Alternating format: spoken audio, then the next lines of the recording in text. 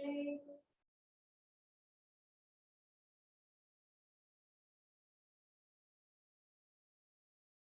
Hey AJ, can you hear us?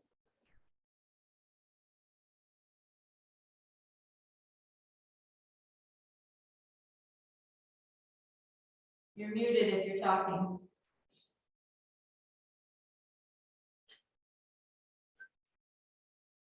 Hi, Julie. Hi, Julie.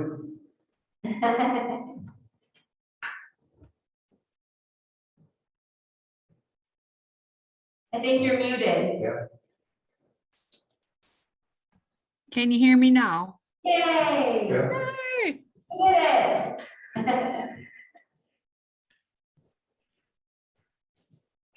Hi, AJ.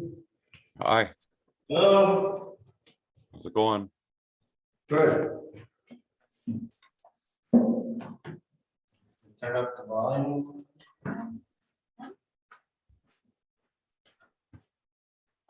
AJ. How's it going?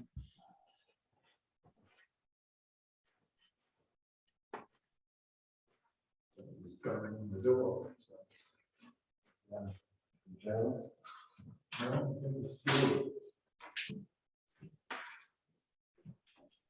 You'll have to let us know if you can hear us okay. I can hear you fine.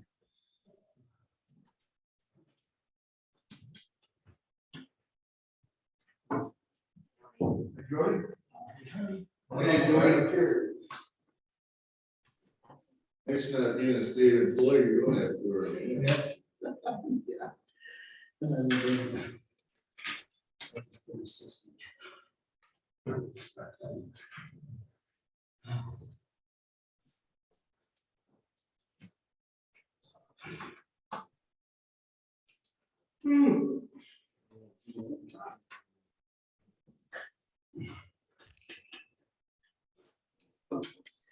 Were you able to watch that last meeting thing? It's kind of interesting. Yeah. Some interesting. I wanted to watch it again today, but no. I watched it twice too. A lot of good information. That guy knows. Yeah. He deals with it every day, so we can talk about it a lot more now.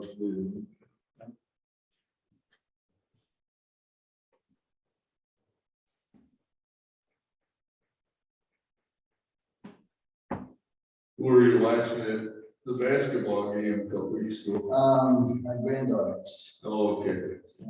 Katie and Colleen. And those girls, Rel's on there. That's great. Colleen's my actual sister's. Oh, okay. Sisters, and then of course boys. I've got 1, 2, 3 grandsons, the boys' students. So. Oh, 3 nights a week. I kind of made a rule. I should say rule. I don't go to very many weddings. I just go. Goodness, I didn't know I had that. Yeah. You know, I haven't seen the youngest one, JJ, play yet. You have to figure that out. It's. I'm Anybody else joining us? Not yet. No, Well, It's fun, but That's- it they takes. should be over here on this side in the waiting room, but not yet. You can really tell the girls Well- and boys that spend time in the driveway during the summer. You bet. maybe we should just get started. If more of them join us, good. If they don't, For kids. Yeah. so I'm thinking we should go to the neonicotinoid one. Start with that with Jody here. Yeah. Jessie. Can't think of the last name. Sure. So- Her daughter's in there. The other one won't take too long either. No. Okay. But I'm thinking he doesn't want to be here for necessarily for the rest of it. All right, so we got number 4 on, I'm talking about egg leases and neonicotinoids again. So anything new that you got, Jason? No, like I had talked with Jody today, and I talked with a seed dealer prior to that, you know, trying to figure out, I think the last meeting we had was gonna get some hybrids and give them to the entomologist so he could kind of figure out where in the process the seed is treated and like how much of a lead time you'd have to do in order to get that seed, and if you could get with just the neonicotinoids off, or it had to be everything off. What the availability of it was kind of that, so. That's the problem, is just finding out what the hybrids were, so we don't have that information right now, but. Like Jody talked to the seed guy, said, it is available. You do have to get the order in plenty ahead of time, About 6 months. 6 months before. And it would be more per bag. Keep detox, it's almost like it should be less of it, taking something off. Right, Yeah, But I told you, wait for the same for Diet Pepsi, you do regular Pepsi. It's because they have to treat it special. Yeah. Um,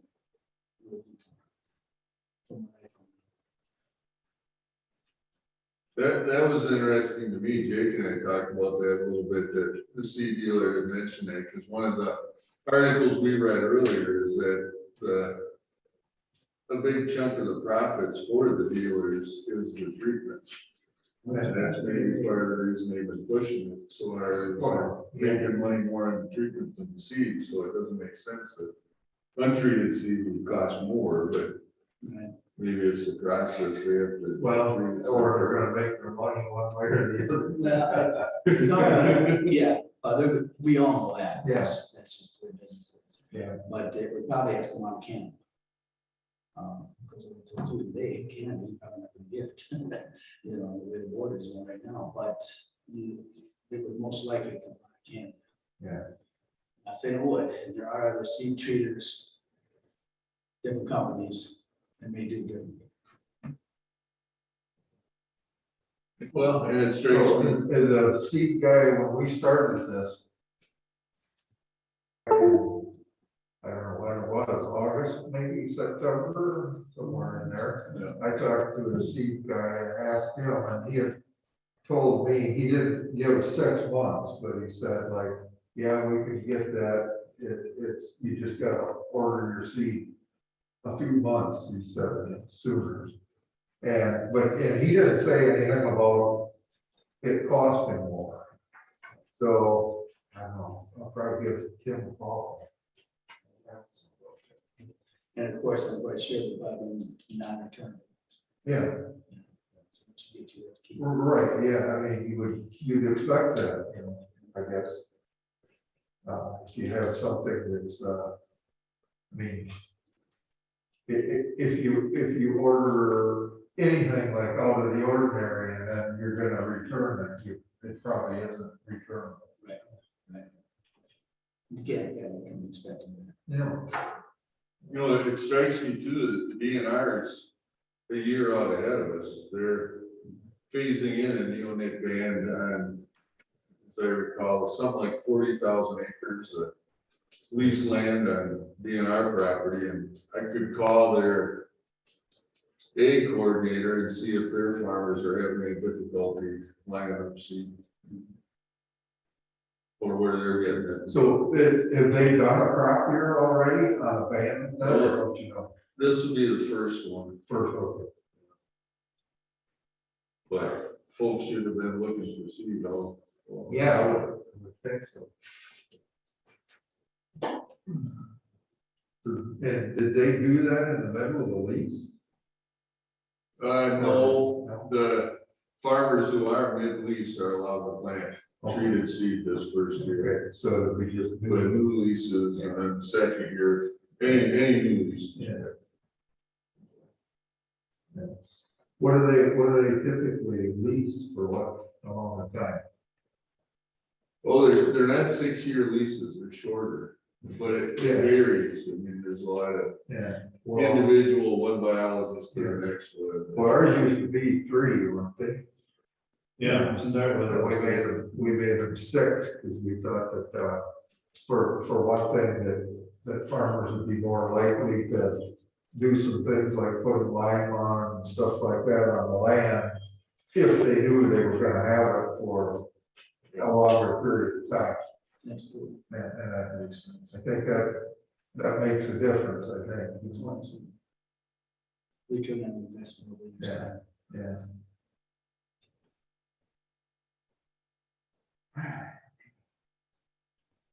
If we got somebody else. Probably Travis, maybe? Yeah. Now we got Susan with us, and who's the other one on the phone? Hi, yep, I made it. Yeah. Hi, Susan. Hi, everybody, how you doing?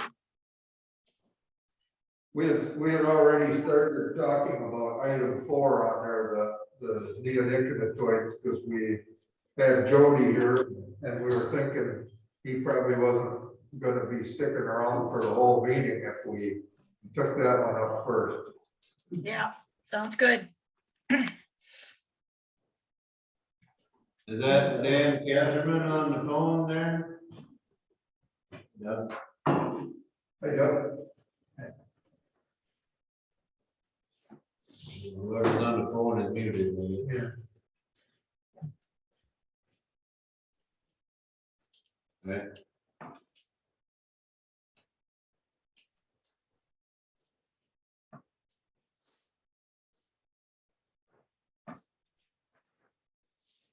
The dog we started out on number 4 there. Yeah. Okay. So have you got anything new that you want to add on this or bring up? on it? No.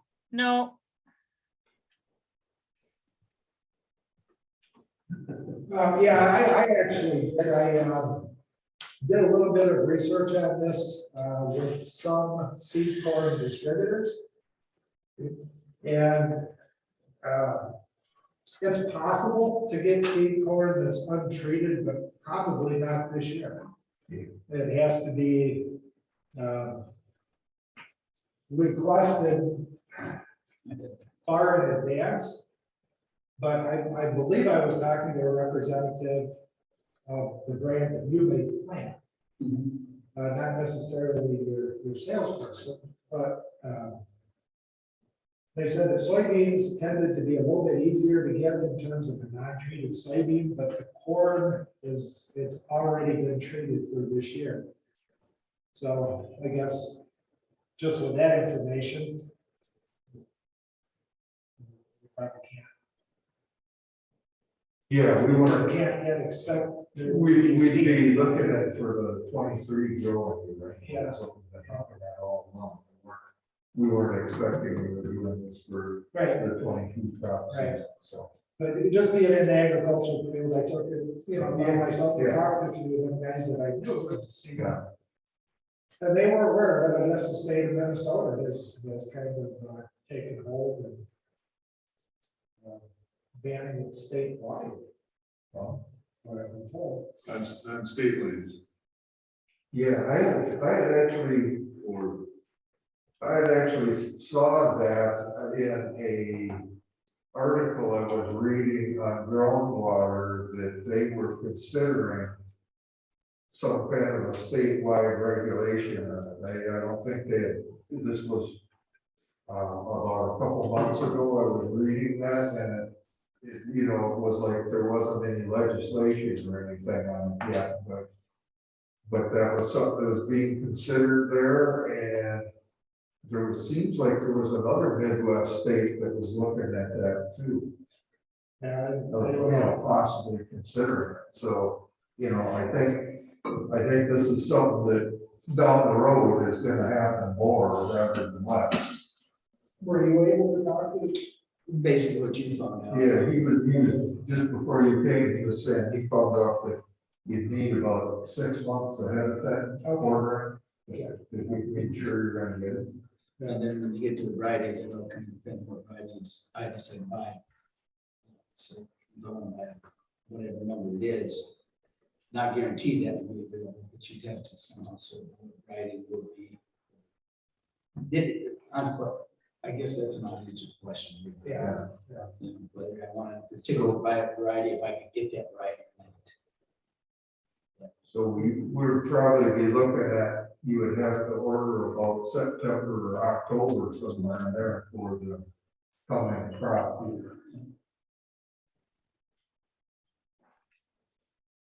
Yeah, we discussed that. We would be able to put those bids out, you know. Yeah, we should be able to get those done, I think, by May or June. Yeah, I mean, as soon as we get the, okay, like in April, whatever the decision is. Well, if they work on it right after that, we'll try and get it going. Yeah. Soon after. So I think we're gonna be looking at a decision out of us here in the next month or two. We're gonna have to decide what we're recommending to the board. I think the board was looking at deciding this in April, right? April, yeah. So, So we got this month, I guess next month, and we'll meet before the board meeting too. Yeah. So, you know.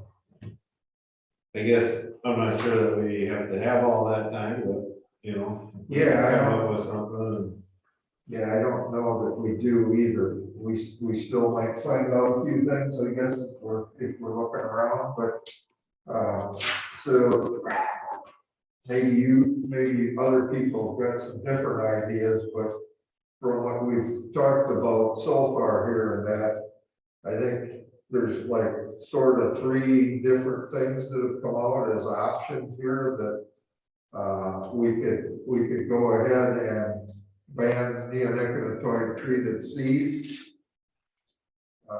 We could leave it as it is. And the third thing would be to allow neonicotinoid treated seed, but at the lower load level, which would more than cut it in half, but it still would be treated seed. Those were, I think, 3 things that have come out as possibilities and discussions and presentations and stuff. Was there any other alternatives that I'm missing here? I don't know, if Susan mentioned it the last time or somebody, but like. I don't know, maybe it was just in my head and thinking, but, like. After like year 3 or something, that, like. We work towards the no neonics, but maybe not right away. Again. Is that something that you said last time, Susan, or no? I can barely remember what I had for breakfast, but um,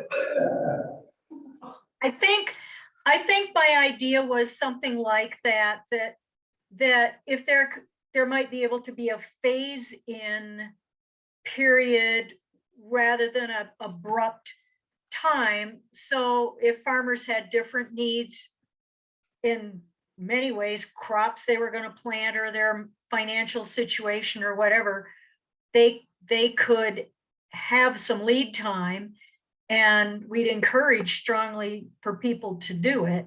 I think it can be done because if the DNR is doing it, those farmers using DNR land are having to do something. So it's got to be workable. But I'm a big fan of doing things and then checking back in if they're working, or doing things with a little lead time. So doing it now for 2023 is reasonable, but if we gave them the options of phasing it in, that might, I don't know if that would help or not, I guess. I'm just thinking it might seem more palatable. As a producer, that would help because you're not really sure what response you're going to get from a 100% non-neonatal.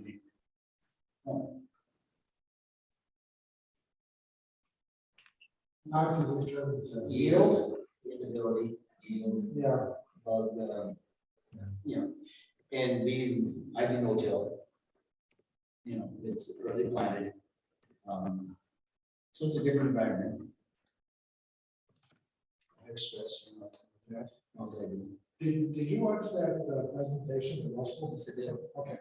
I thought it was interesting, though, he did say that a lot of the neonics are gone after like 45 days. Yeah, I think it was even less than that. It was like 25. So I picked up, I guess, if you plant May 1st, By June 1st, are we that many pollinators in this area?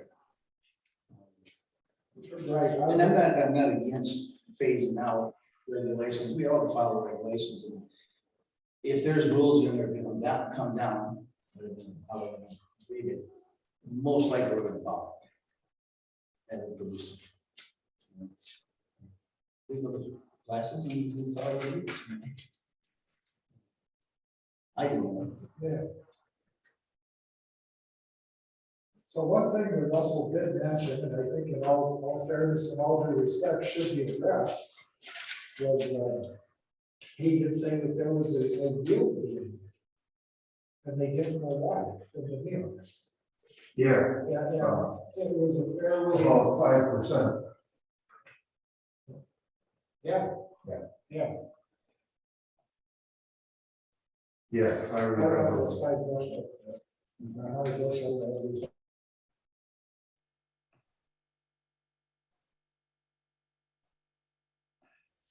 $5 a bushel, you know, that's from a producer standpoint, that's $25 worth of revenue. They potentially are not going to get because we're asking them to take something away from the seed. So, you know, that's another element that needs to be considered, I guess, on their behalf. Well, absolutely. I mean, that's what you did, like I said before, you put a lot of investment, you want to cover all your bases so you get the best return on your investment. It's something out that you don't expect to return. So I believe there are alternatives. Well, that I don't know a whole lot, but I do know one thing that I checked into. I'm gonna try it this year. When you plant corn with an air planter, your biggest contamination in corn and the mix is the dusting off. Yeah. Helena has a product now that you put on the corn, virtually eliminates the dusting off of the corn planter with air planters. We all have air planters. And it's a powder, and when you plug through the field or whatever, run it vacuums and blows the dusting off. It's not so much there's contamination with seed furrow, but nothing like the dusting off. Well, they have a product out, and I'm gonna try this year to see how it works.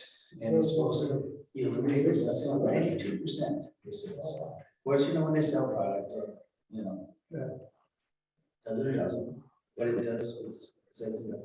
And also it does help understandability, and we see more precise, which gives you deeper stand, which gives you better germination, which gives you better yield. And I'm gonna try that, just to see how it works. On the seed one, because to just be interesting to try it. There's, seems like the phase in, and apparently the DNR, they're all aware of it, and I would suspect over a period of time, there's going to be more things and give them time to come up with a new product or a different product or let's say to everybody want to call it. Right. At least that's what I would think. Yeah, I think there are some alternative products for the practice. That may be safer and not, I don't know if the word safer, but not as concerning. What did you do? I'm just curious, what did you think of Russell's statement that in this area, 9 times out of 10, the owners are providing no added value in terms of pest control? Yeah, he actually reiterated that to me on the phone when I talked to him originally. It's kind of easier for the, what are the umbrella companies called, that handle all of the seed cords, the terminology for it. Yeah. It was easier for them to get their insecticides and their seed treatments all in one package and just treat everything than it was to be selective as to regionally where to use these. So the neonicotinoids kind of just got put on every seed that was out there. And the real benefit was, from what he's seen, was south of Highway 80. He said north of Highway 80, which is getting us down into Iowa, I believe. Yeah. He said north of that, the actual effect that you get off of that neonicotinoid in terms of the revenue increase from the worm that eats the seed was very low. It was less than the cost of the treatment out of the seed. In most situations. Now, there could be a situation where you might have a field, if you don't have down here, you can have 50% germination because the worms eat half your seed. And I will say this, fields, I will never, versus reserve ground, and I see this with woodland and grassland, so abundant everywhere, all the fields are surrounded, whatever grasses. There are more insects. And even in my little farm, where I don't have as many grass paddocks and things, you don't have quite the pressure of certain bugs as you do in this environment. It's kind of hard to explain, but you've got a natural habitat. Where if you got a lot of acres of just corn and beans, corn and beans, you don't have the grass paddocks, the grass boundaries, grass edges, the trees. So I can see where, you might not. But in certain fields or certain, it's like, I think I mentioned, like an insurance policy, the insurance at your house, chances are they're gonna burn down, but what if the bugs hit, it's nice to have, But I can't argue with consent. Right. Well, I guess if it moves forward, we're gonna know. Because if we get if all of a sudden half of the plant is not growing. Well, we'll know. We'll find out why. Or if it's lodged, it's. That'll change the economics of the corn crop real fast. I think that it would be fair for the farmers to know what they would be entering in when they bid on the fields, what that process looks like going forward. Because if they're taking on more risk, they may not bid as much money. I'm not telling you not to bid as much money, but I'm just saying, I mean, if I were taking more risk and not knowing what was coming down the pipe, I might not bid as much. That's So why it's- I was unfair, Yeah. kind of bring that up. Yeah, and I kind of would expect that. Because sometimes $25 is really profit on that acre. Just depends on the yield. That's right. So you were saying before, like the whole phasing it in, basically you would maybe only use the half of the neonicotinoid, the lower dose or something for the first few years. Say the first 2 years, and then say the third year, you don't use any. Or if you- That would be, But I would probably, if I had a substantial amount, but I would probably try to do this. I could get a bag or let's say 4 bags. That'd be 2, 5, 4, 8, 10, 12 acres, and try it.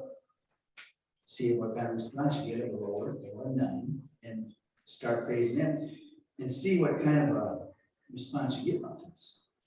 Because you don't know, you get your test plots and all this, but sometimes the best test plots are in your backyard.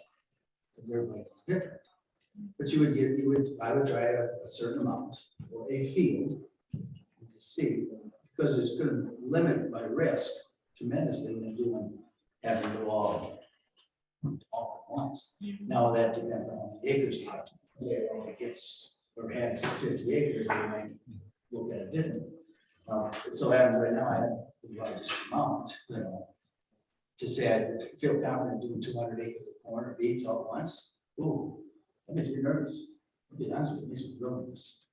Is that 10 acres, 12 acres, something you would consider doing this year? If the seed is. If I could get a good seed, I would maybe consider it on a field. It's like this really going. It'd be interesting. With nowadays with yield monitors, I mean, you can tell. You go down and you can use little header width to better width, and you get the yield just like that. So it's not like it's it's pretty high tech anymore. That makes sense, Scott, it was available for you.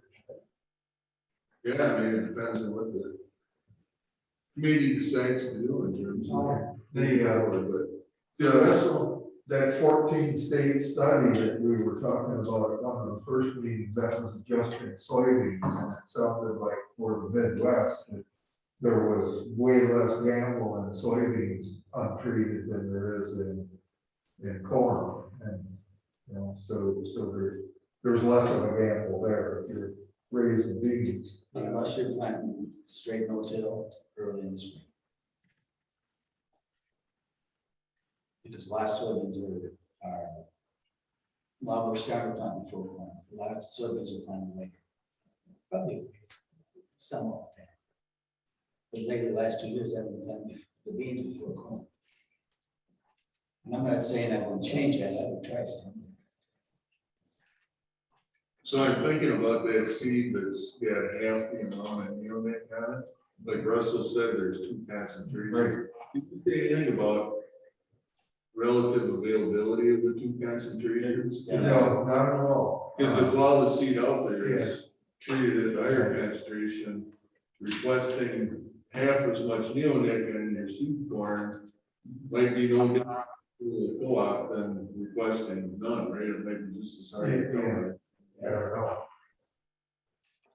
But he referred to it as the loading on it, and at 2 different levels, 550 and 1200, and I don't know what that was, if it was milligrams per 100 weight or whatever. That's what it was. Yeah, it's Grams per 100 weight. yeah, so, I know when I get my soybeans, I get them treated. I basically by walking, and then they take them to a tree, they treat, so that I get treated. So beans are, you can fluctuate with beans. Much easier than corn. yeah. And I did ask the question, is there such a thing as doing that? Individually, by an investment for a seed to treat seed corn differently than the whole. Should there again raise the price, you know, because you're dealing with a small amount.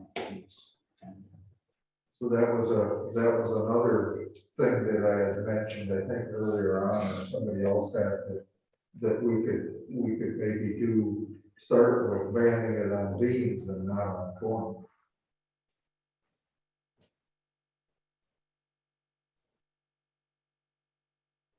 So, well, I don't know everyone else about that, but I guess I can spray for aphids as quick as I can do anything else.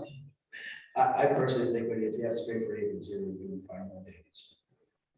And I can't guarantee there's any aphids or spider mites or bugs or anything. But the last 4 years, I have not had spray. Don't ask me why. but you usually, you're not gonna have aphids present in the first 25 or 30 days.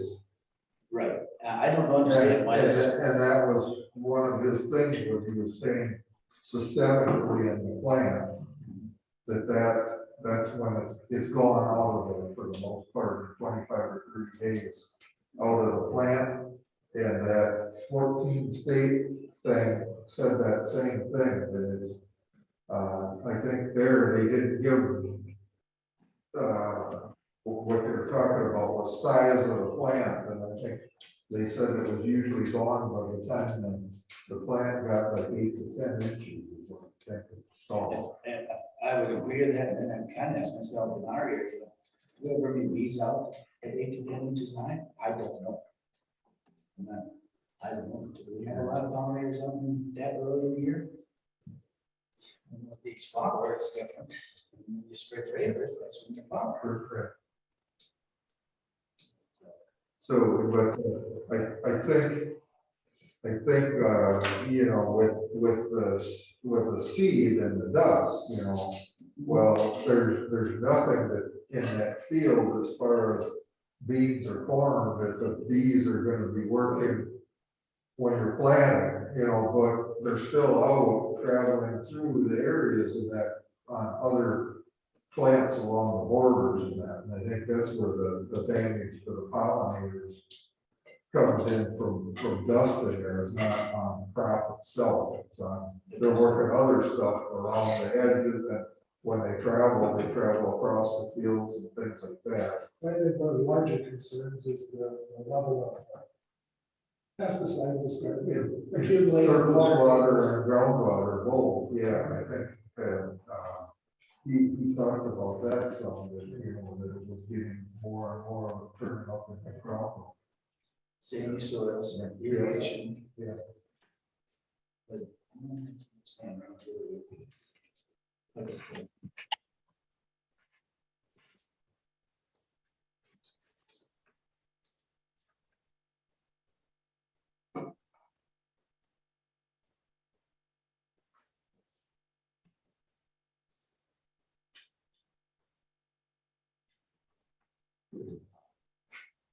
So anything else it's coming up on decision time on this pretty soon, of what we're recommending to the board within the next month or two, by April for sure. I don't think we're the only ones that are talking about this. I know I've looked at things and the Minnesota Department of Agriculture has a really good kind of list of exactly what we're talking about. So maybe a little bit of research on how other places are phasing this in or what they're doing, how they're, if they're phasing it in, if they're just making a decision. Minnesota talked about that it needs legislature, you know, to be involved, so that's obviously a long, arduous process. But I do think that it's coming along, whether we like it or not, eventually. I think probably one of the challenges right now is that we're on, kind of on the front side of it, so it does add a challenge that the farmers are gonna have a hard time complying. They just aren't gonna have as many options. You know, where it'll probably possibly get easier down the road as it becomes more commonplace than it is right now, so I think a little bit of consideration for that is important in kind of keeping it doable, I guess. Making steps to improve the water quality and to protect pollinators, but making it possible for farmers to still farm.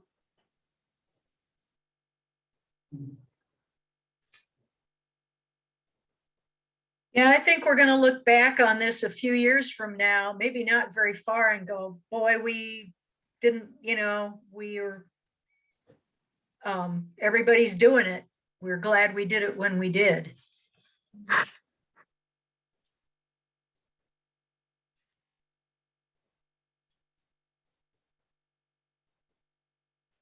Okay, anything else on this one? For this meeting? Okay. So we will move on then. Thank you. We'll go back to the one here, update on our reservation system. So we're, as you know, if you know or if you don't, thanks for Yeah, joining. thank you. We've been working on talking about adding a reservation system for camping on the reserve. And so we found a reservation system that may work. We've been looking more into it, kind of doing some demos with it to see if it'll fit our needs. We have potentially run into a little roadblock in that we need to get that software approved by DET, which is the Department of Enterprise Technologies. So adding new software to our system where we store information in the cloud needs to be approved at the state level. So we're waiting on that, waiting for that to get approved. We've kind of supplied them with all the information that they need, and we're kind of in a holding pattern with that. But ready to move forward, and don't really think it'll take us that long to get it set up. We only have 28 campsites. And we're talking about holding 2 of them back, which would be AA and I, which are the current reservable sites, so that we can accommodate education groups, so that those campsites don't get booked out far in advance. So we can still accommodate the education groups as we need them.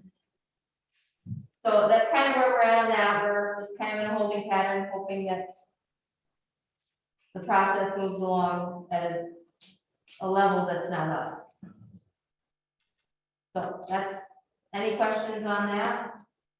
So someone wanting double A or I to book that, would still have to call them Yep. here first. Yep, anyone that wants double A, campsite double A or campsite I would need to contact the visitor center directly. Because we would know if there was a group that was going to reserve it, and really we would kind of check to see if, you know.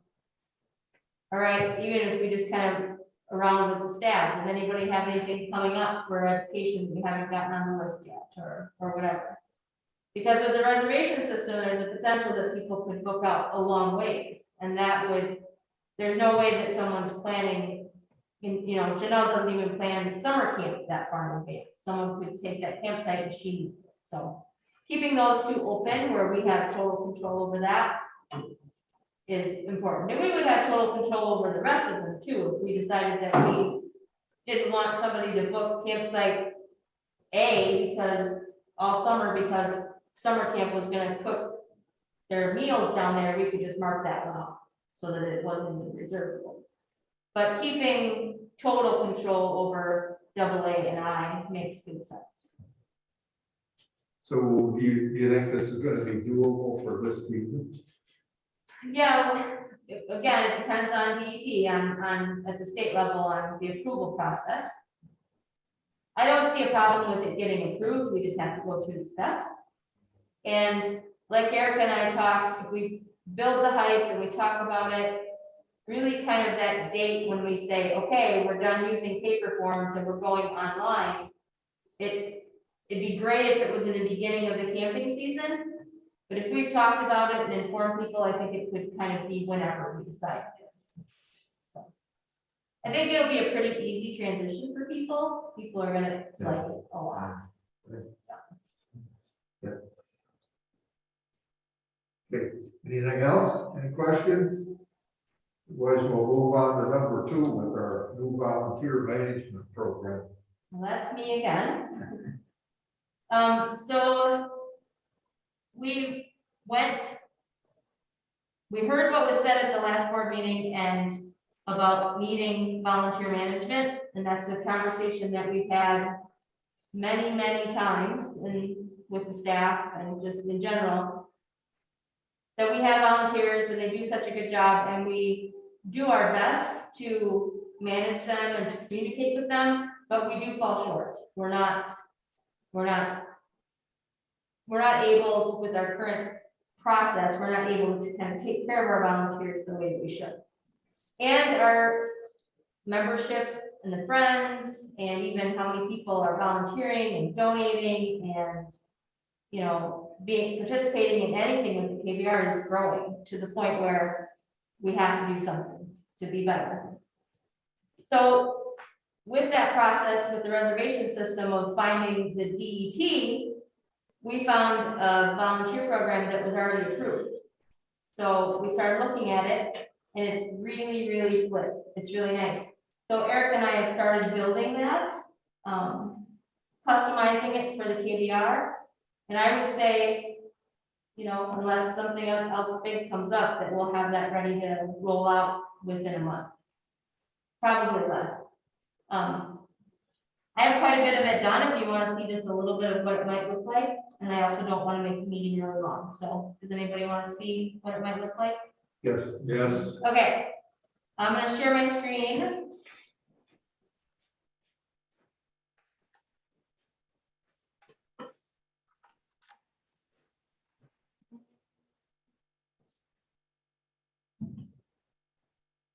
So this, can you see my screen okay?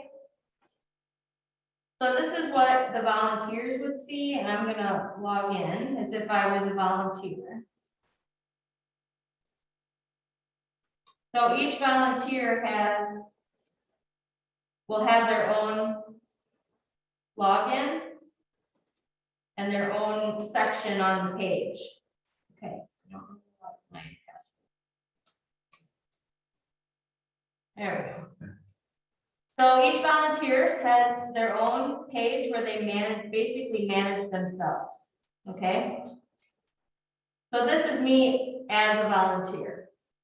So this is what our volunteers would see, and we'll try to customize it so the colors are very similar to our website, so people don't feel like they're going someplace completely different.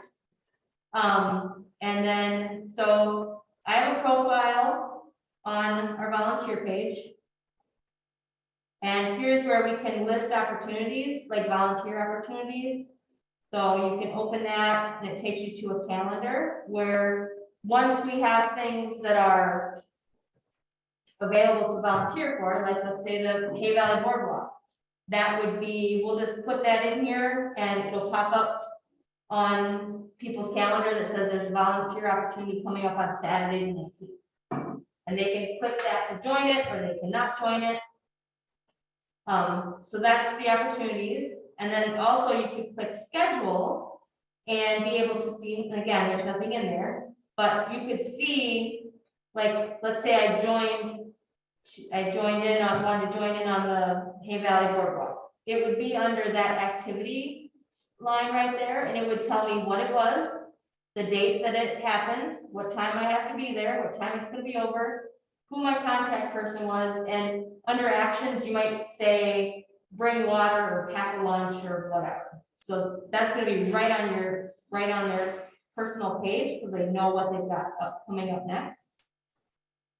One of the really cool things, and I'll go back to the homepage, is these badges. So when you sign up for the volunteering, it kind of asks you a whole bunch of questions. And you get to choose the things that you basically have to offer, like a qualification. So, and I made these badges and made the list of qualifications. So one is, at a glance, us as staff or anyone that's managing the volunteers can say, oh, well, Jackie has chainsaw safety and she's on the Education Tourism Committee and she's a former KBR staff person and she's a Wisconsin Master Naturalist. So we know that that person's pretty qualified to do something in those places.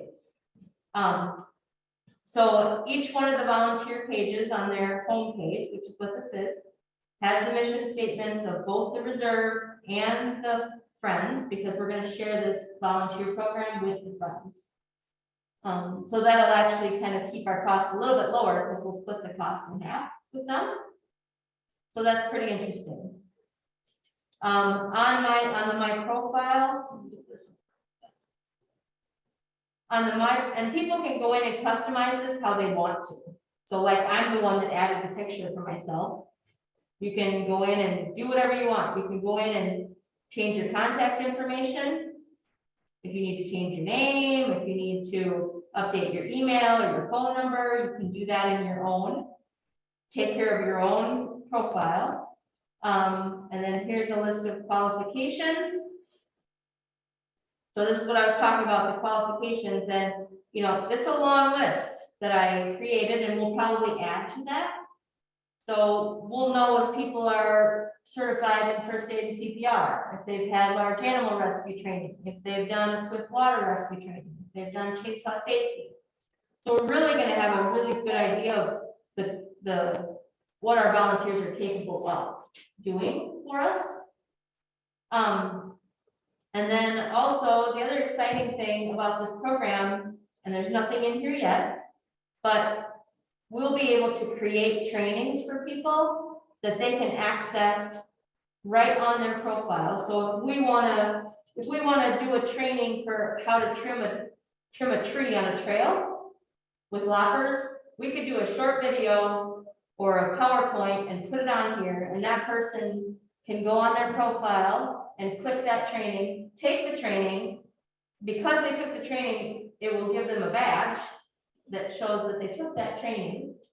And then we know that they are trained to go do that, and all they had to do was log on and do it on their own time. We didn't have to set up a time where we have 2 people show up for something that we spent all day to try to get ready. They're able to just take that training on their own time, and we see that they've been trained to do that. So that one is going to be really huge, really huge. The other nice thing about this is that, and we kind of fall short on this too, is all of the volunteers should have volunteer agreements signed with the state. And those need to be renewed annually. And at this point, we're kind of not doing that. It's when someone comes in to volunteer, we say, do you have a volunteer agreement? They say, well, yeah, I filled one out. Well, now we're gonna sift through all the paper to see if we can find theirs. This is going to send an automatic reminder to every person that they need to fill it out. And it's gonna send the form to them that they need to fill it out.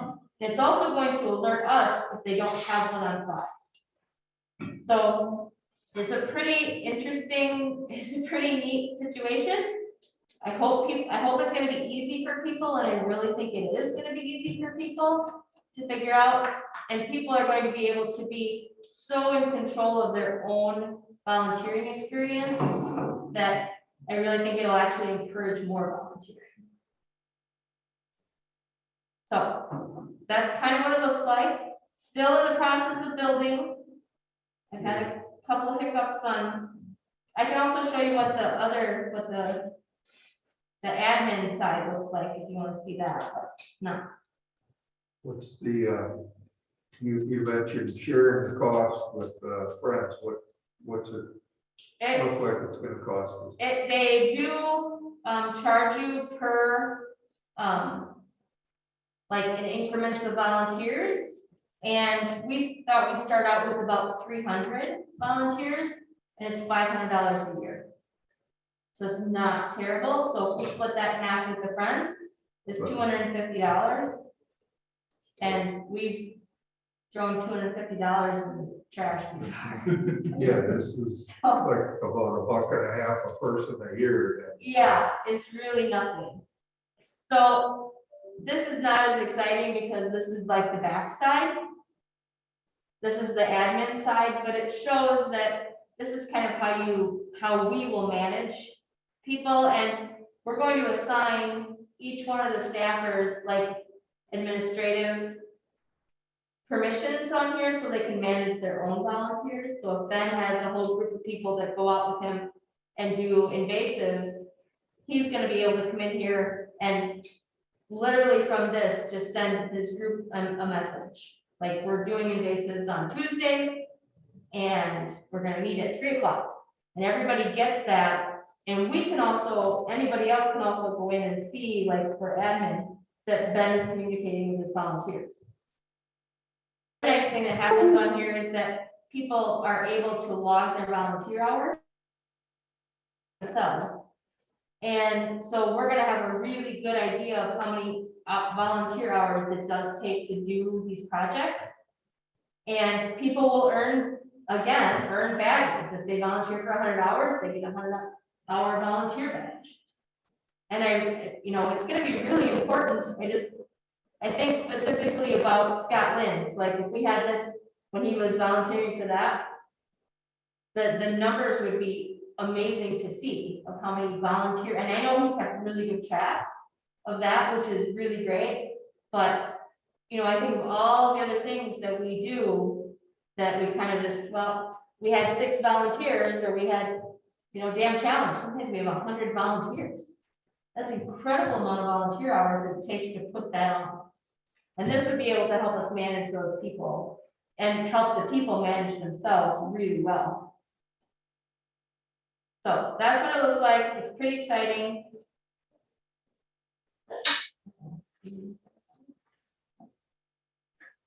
Stop sharing. There we go. Okay. Yeah, it's pretty exciting. Probably a little bit hard to understand, but I would encourage everyone to actually just sign into it, even if you don't plan on volunteering. Because I think it'll be really interesting to kind of keep abreast of the things that we are offering and what it looks like. So, because the committees are on there, so this, like even you coming to this committee meeting, you're not getting paid. This is on volunteer hours, so this would be important to log that in as a volunteer on a committee, because that's one of the options on there is committees.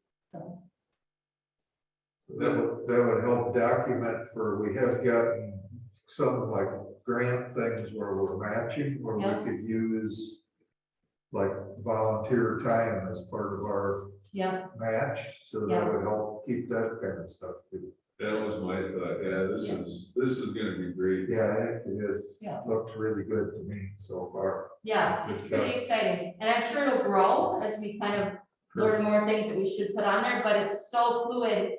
You know, I'm just kind of picking things out of the air and what we've done historically and kind of putting those in one place. But I'm sure we'll have more opportunities that come up. You know, the newest one was just Jake ordered trees and planting 4,000 trees. That's definitely a volunteer opportunity. Right. So that one will probably, hopefully one of the first ones that we're able to use this for. Yeah, this is wonderful. It's gonna allow us, like you said, to shore up our obligations in terms of ensuring folks sign their agreements, et cetera, but the friends too, since they're gonna be able to use this, the few friends meetings I've been to, they spend a lot of time, you know, who's gonna staff this event? Well, I'll make some phone calls. I'll call a few people, I'll call, and this is gonna streamline all of it. Yeah. I think they're really gonna appreciate this. And the other challenge that the Friends have is, I mean, the demographic of the Friends are, you know, the way we've been doing it up to this point is clunky and difficult for even us. You know, you have to click on this link, and then you have to click on that link, and then you have to go to this and that, and the other thing, and I know what some of those people feel like. They're like, I have no idea what's going on. I can't do this.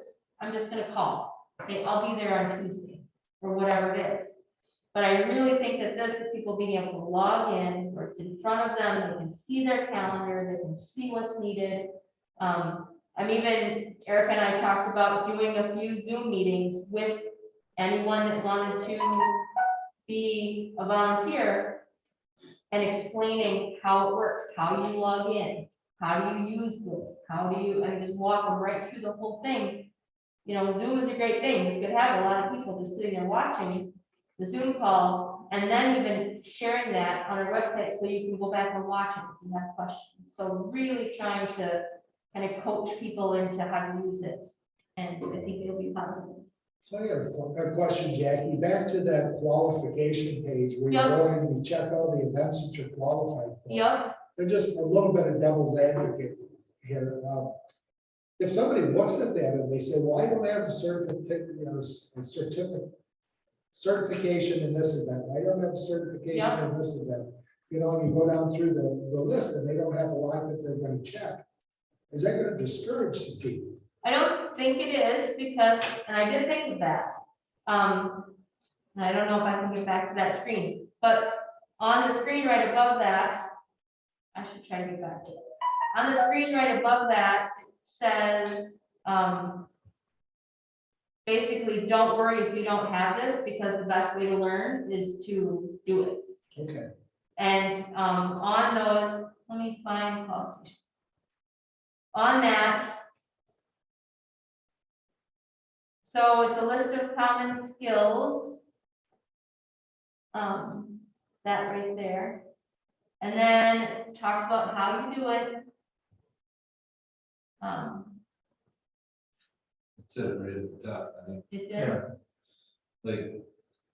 You're not required to have all or even any in Yeah. order to volunteer in PBR, Yeah, just help us.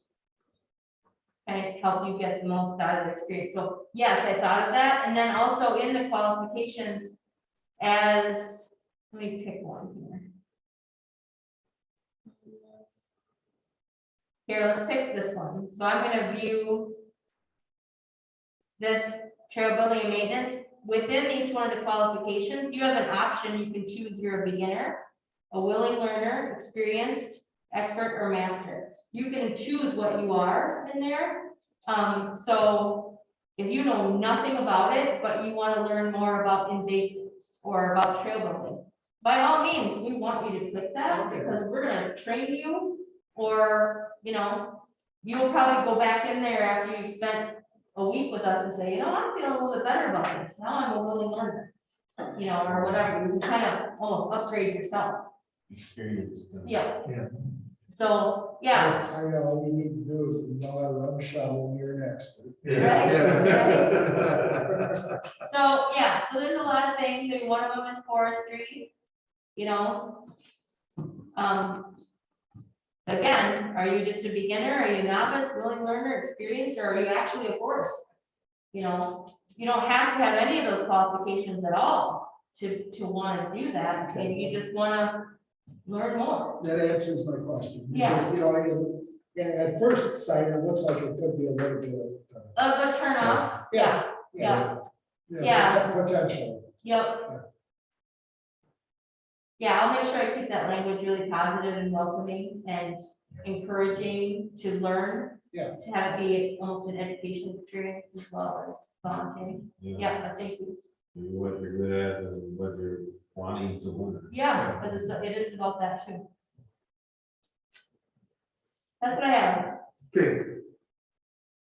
All right, Scott, the forest management panel discussion. Yeah, a real quick update, maybe a little background on what that's all about, but also an invitation to anybody that's interested to attend that panel discussion, which hasn't been scheduled yet, but I'll talk about that. So the background here is the staff engaged a few years back, number of years back, in initial stages of developing a forest management plan for the KBR.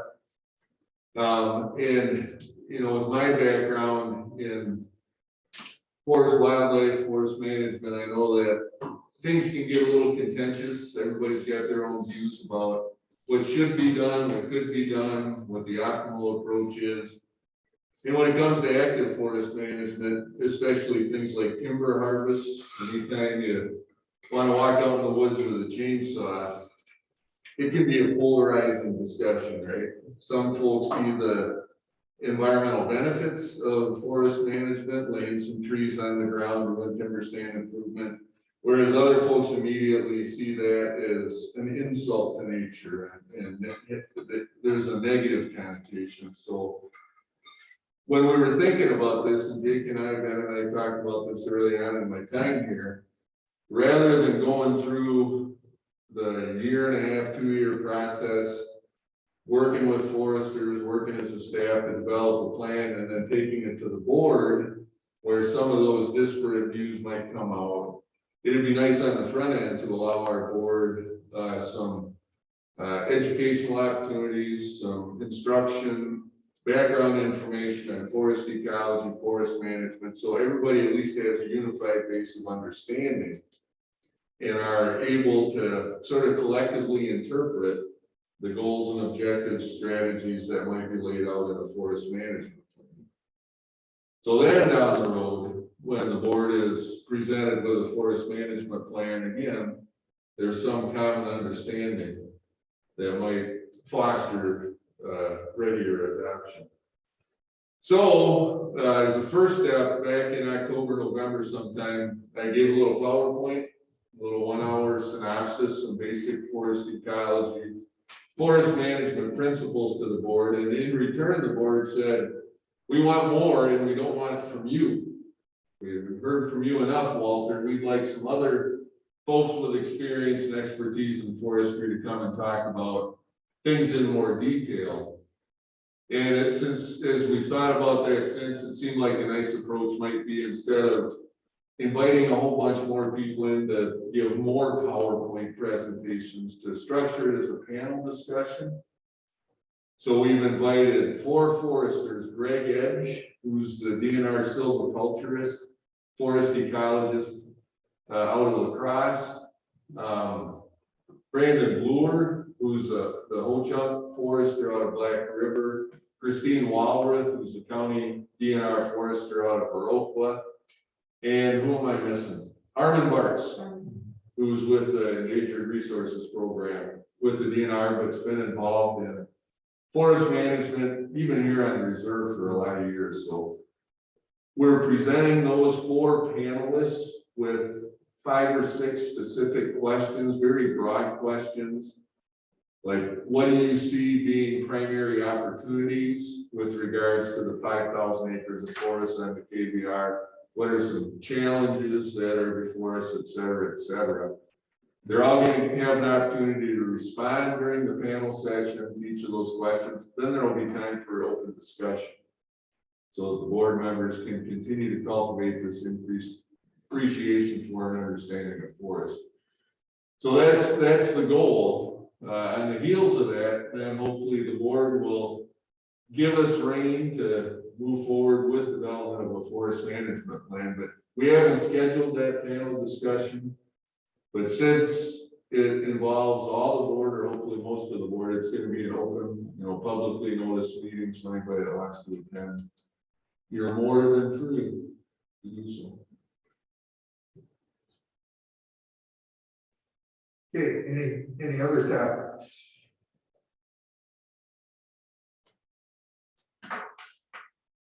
I have a question for Scott, and this may have been addressed in the past, because I did it in the past. On the forest management, does that involve potentially logging portions? Yeah. And the revenue from the logging would be appropriated how and where? It would come into our program revenue account. So it would support operations here.